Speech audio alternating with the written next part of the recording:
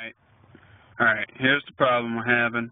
I got a 91 Chevy Silverado 1500.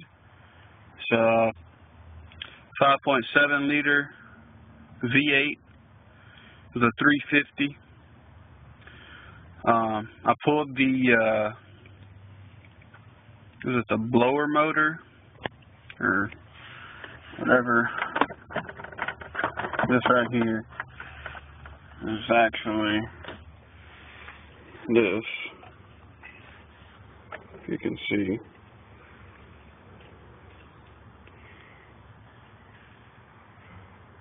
Anyway,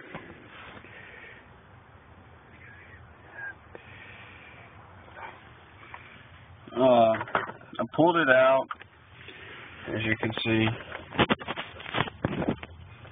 and this piece here is making a clicking sound when the ignition is turned.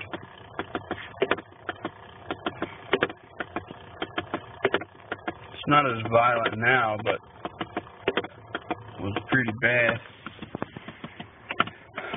Managed to somehow reduce the noise that it was producing, but I'm not sure as to why it's making the noise that it's making.